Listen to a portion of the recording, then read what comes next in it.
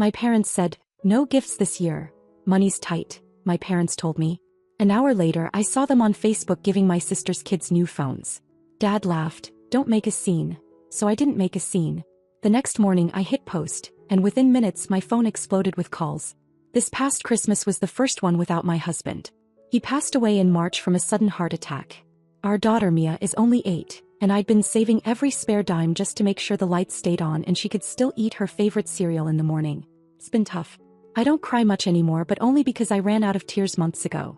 In early December my parents called. Mom spoke first, all sweet and solemn, telling me they were doing a no-gift Christmas this year. Things were tight, she said. Dad had some kind of dental surgery, and they were apparently helping out with my sister's medical expenses again, which I've come to understand usually means bailing Tiffany out from another one of her Amazon binges. So I accepted it. No gifts. We just do a small dinner together and focus on what really matters. I said that was fine. I didn't even ask for help with Mia's Christmas, even though I could barely afford the off-brand Legos I bought her off eBay.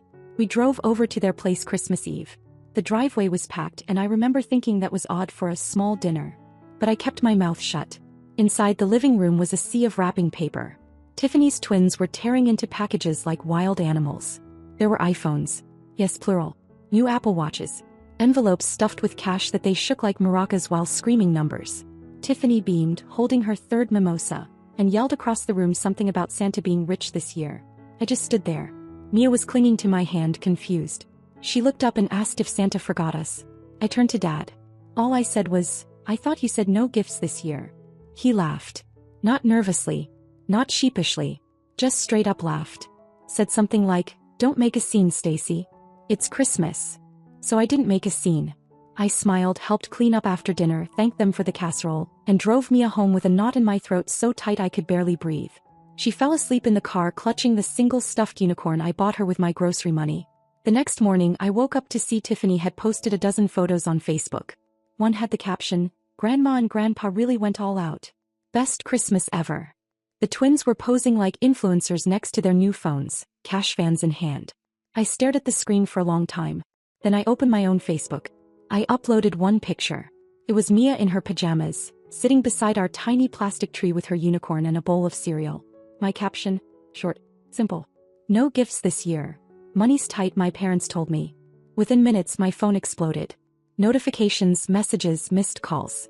First my mom, then Dad, then Tiffany, then again, and again. They were furious. And that's when I realized something. They weren't sorry. They were scared. And they should be. Because they'd forgotten one thing. I was still the one paying for their second-floor renovation. Or at least I had been. Till now. When the post went live, the silence lasted exactly 9 minutes. Then my phone lit up like it had been hit by lightning. Missed calls. Voicemails. Notifications. My mom texted in all caps. My dad tried FaceTiming me like I was supposed to see his face and instantly feel bad for telling the truth. The first call I answered was my mom's. No hi. No checking on Mia. Just straight into a performance about how I was twisting things and making them look bad. She said people from church had seen the post and were confused. I didn't even have to say anything. She just kept going, talking herself into a corner. Said they meant no gifts between adults. That they assumed I'd still get Mia something small. That the phones were last-minute deals. I listened. Not because I cared, but because I wanted to hear how far she'd go to defend what they did. Then Dad called, and he was even worse. Accused me of using my daughter for pity likes. Told me I was being petty over a miscommunication. Said I should take the post down before things got uglier. I didn't argue. I just said, sure. Then I ended the call and sat down at my laptop. I pulled up the renovation spreadsheet. Over the past few months, I'd covered permits, materials, even the insulation. All in my name. They were 2 weeks away from the big install. Cabinets, plumbing, the floors. The most expensive part. I was supposed to pay that in full on January 5th. That evening I sent them a message. Just a heads up. Due to some unexpected personal financial changes, I won't be able to cover the remaining cost of the second floor renovation. You'll need to work that out directly with the contractor. Hope you understand. And then I waited. The response came before dinner. First Dad. You're joking, right? We have non-refundable deposits. You can't just pull out now. Then Mom. I don't understand. You said you'd handle this. Is this about the Christmas post? Stacy, don't do this. That was the moment I realized they weren't sorry. They weren't even confused. They just didn't think I'd ever push back. Then Tiffany joined the chorus. She didn't call. She sent me a smug little voice note, talking like she was the family spokesperson. Said I needed to be an adult, that I couldn't hold a grudge over some silly phones. She ended it with, "You're not really going to screw over mom and dad because you felt left out, are you?" No, Tiffany. Not because I felt left out. Because I'm done being used. And I didn't even say no. I just started dragging it out. The next day I replied to mom's message and said I was looking into alternative ways to help. That I just needed some time to sort things out. I knew exactly what I was doing. The closer it got to the start date, the worse it would hit. They started scrambling. Mom dropped off a tin of sugar cookies and $40 in an envelope, pretending it was for Mia. Dad sent me a text asking if he should reschedule the contractor or wait until I confirmed. I told him to wait. Then Tiffany sent me a screenshot of a group chat with some of her friends, mocking me for making Christmas about money, saying I always played the struggling widow card. She accidentally sent it directly to me. Didn't even apologize. Just followed up with, "Oops. But seriously, don't drag this out. You're being spiteful."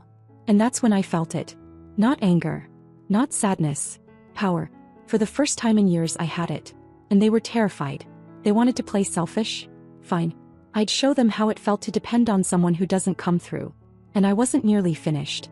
The first week of January dragged in slow, gray, and cold. I kept stringing them along, always just vague enough. Told Dad I was waiting on a payment from work, and told Mom I needed to finalize a few things with the bank. None of it was true. I had the money. I just wasn't going to spend another cent of it on people who taught me what conditional love feels like. But then something unexpected happened. Mia got a padded envelope in the mail. No return address, just her name scribbled in pink marker. Inside was a $200 Target gift card and a note on notebook paper that said, "Santa forgot to drop this off. Hope this helps. Love, Grandma and Grandpa." I stared at it for a long time. It was classic Mom. Emotional bribery wrapped in glitter pens and forced affection. A peace offering designed to fix things just enough to make me fold. They were always good at giving just enough to keep the guilt alive. So I let Mia keep it. I wasn't going to make her part of my war. She picked out a hoodie with sequins, a Lego set, and an art kit. She hugged me and said, "See? Santa just made a mistake." I smiled and let it be. She didn't need to know how far the lie went. But then came the twist. 2 days later, my friend Lisa sent me a message. "Hey, did you give your mom permission to sell your baby furniture? She's posting it in the local resale group." My stomach dropped. I hadn't seen that furniture in a while. Mia's old crib, the rocking chair Ben painted by hand, the tiny bookshelf we used in our first apartment. I'd stored it all at my parents' house after we moved into our smaller place. Mom swore she'd keep it safe in the attic until I needed it again. But there it was. Photos of it listed online, captioned "Vintage nursery pieces, lightly used, must go." I hadn't been asked. Not even told. That $200 gift card? Blood money. They sold pieces of Mia's babyhood and Ben's to pay for it. I sent Mom a screenshot and texted, "You sold Ben's chair?" Her reply came 10 minutes later. "You never said you still needed it. We thought it was just clutter." Clutter. She called the chair my dead husband painted clutter. I didn't answer. Not right away. Because at that moment, I realized I hadn't even reached the bottom of how selfish they were capable of being. Then Tiffany messaged me. A full voice note, full of that fake relaxed tone she always uses when she's about to say something nasty. She told me I was dragging things out too long. Said the contractor was about to pull out. Said, "You said you'd help and you're just punishing Mom and Dad because you feel sorry for yourself." I almost laughed. Not because it was funny, but because it was so predictable. I didn't reply. I opened my email instead. I wrote to the contractor directly, told him I was withdrawing my financial support and that any future arrangements should be made with my parents only. I didn't copy Mom or Dad. Let them be blindsided. The next day, Dad called 5 times in 1 hour. Left one voicemail where he sounded like he was trying not to scream. Said I'd embarrassed him and destroyed the family's trust. I didn't even listen to the rest. But the most unexpected blow came that afternoon. When I picked Mia up from school, her teacher asked if she could speak with me privately. She said Mia had been withdrawn all week and finally opened up during lunch. Apparently, she cried while saying she didn't want to go to Grandma and Grandpa's house anymore. I asked her why in the car. She said, "Because they told me Daddy didn't leave us anything. That's why we're poor now." I pulled over.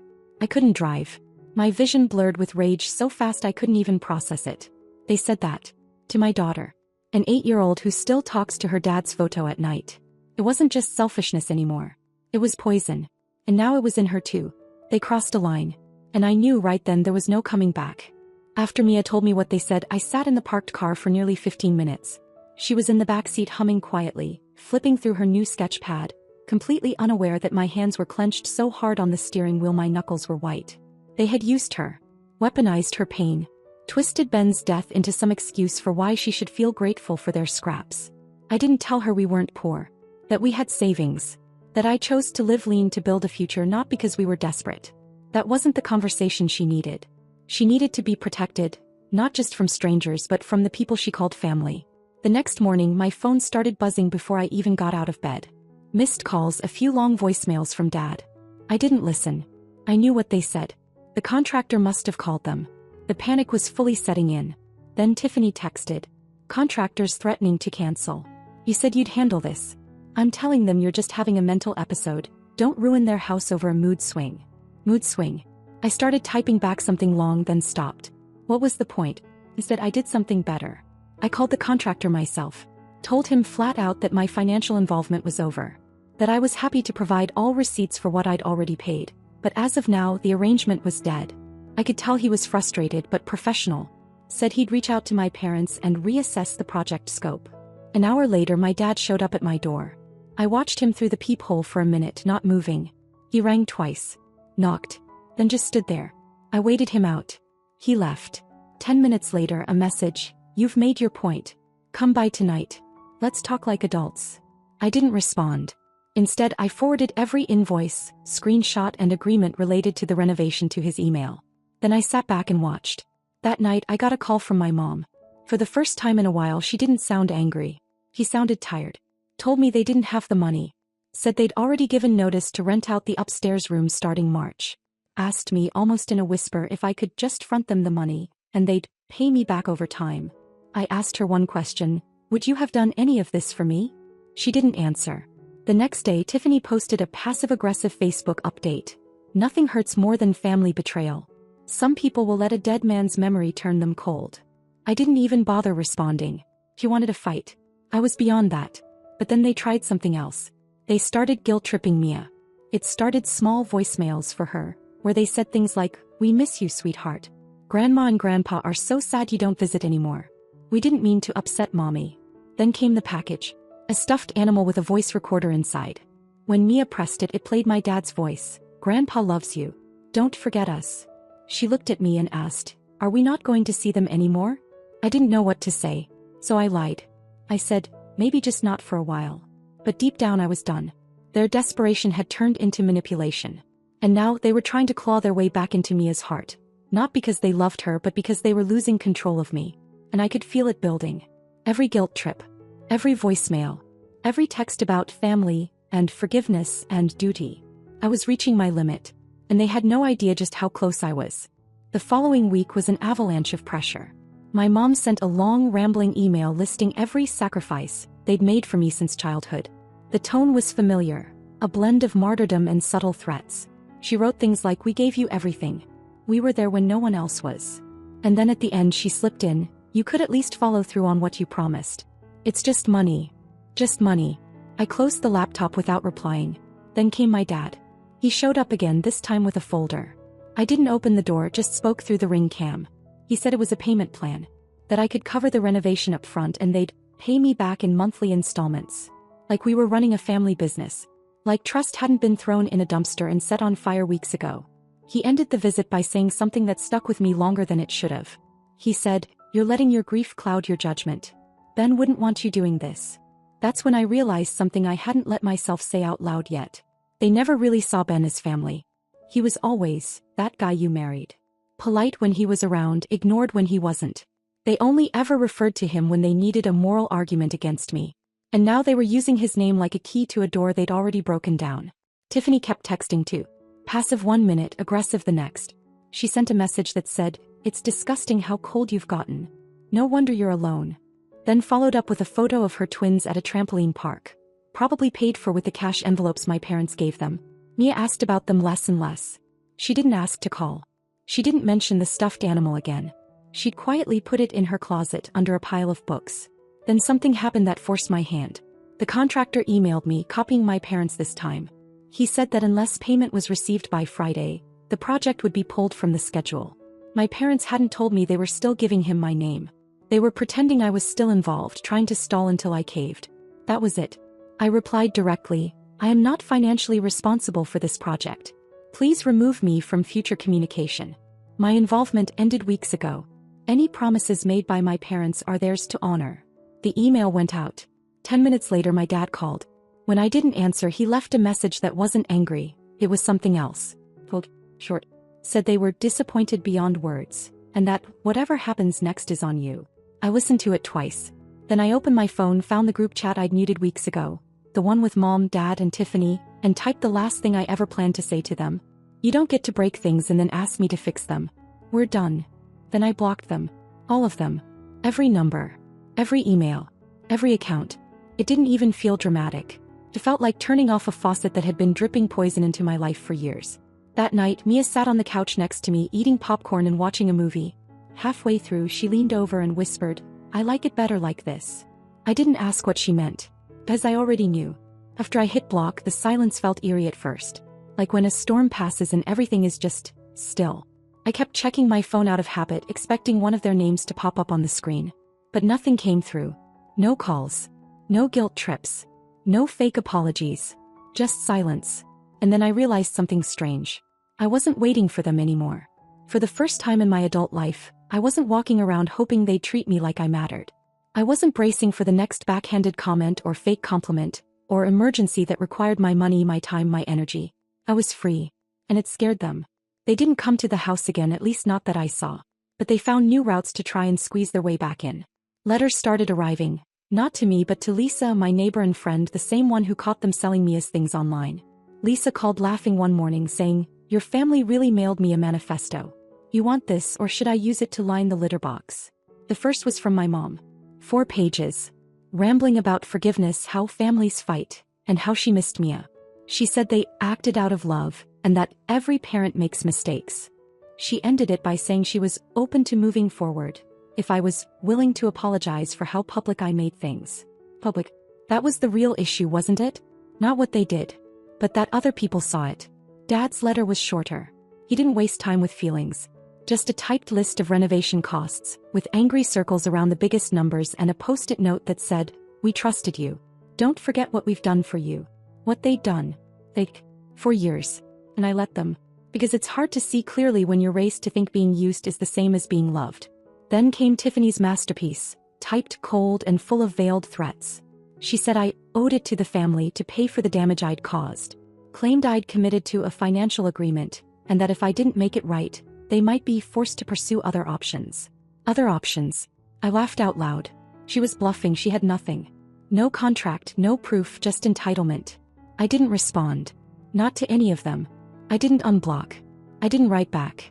I didn't even tell Lisa to stop collecting the letters. I let them pile up in a shoebox she kept under her sink. And slowly they stopped. Even they had to admit defeat eventually. The contractor emailed one last time, professional and brief, just to say he was officially pulling the job from his calendar. He said he'd heard mixed things from my parents and wanted to thank me for being upfront early on. He said I probably saved him from a lawsuit. That felt like the real ending. After that, life started filling up with normal things again. Mia started 3rd grade and joined art club. She didn't ask about her grandparents. Not once. One day I found the stuffed animal they'd mailed her, the one with the voice recorder of my dad saying, Grandpa loves you, shoved in the back of her closet. She'd drawn a frown on its face with a black Sharpie. We didn't talk about it. We didn't have to. We were already moving on. Spring came early that year. The snow melted off the porch, and one Saturday morning, Mia asked if we could paint her room. Said she was tired of the baby color. Wanted something new. We went to the hardware store and picked out wild colors. Yellows, purples, even a little silver for the stars she wanted to paint near the ceiling. Took 2 weekends, but we turned that small room into a galaxy of flowers and stars. In one corner, Mia painted a tiny red rocket and next to it wrote in messy purple letters, Daddy sees me from here. I didn't cry. I just stood there and felt something close to peace. Because she wasn't broken. She wasn't waiting for love she'd never get. She was building something new. Just like I was. Sometimes she still asks why we don't talk to Grandma or Grandpa or Aunt Tiffany. I never say much. Just that people who hurt you and expect you to stay aren't family. They're a problem. And problems sometimes need to be blocked. We don't talk about them anymore. They don't visit. They're not invited. And when I catch myself wondering what they're doing or what they're saying about me now, I remind myself of one simple truth. If protecting my peace makes me the villain in their story, I can live with that. Because in mine, I'm finally the hero. And so is Mia. Sometimes I wonder if they still drive by the house hoping to catch a glimpse of Mia through the window, or maybe just to feel some twisted sense of control. But I changed the curtains, rearranged the living room, even moved her play area to the back of the house. Not because I'm hiding, but because they don't belong in our view anymore. Mia's world is growing brighter and so is mine. And there's no room left for people who only show up when they want something.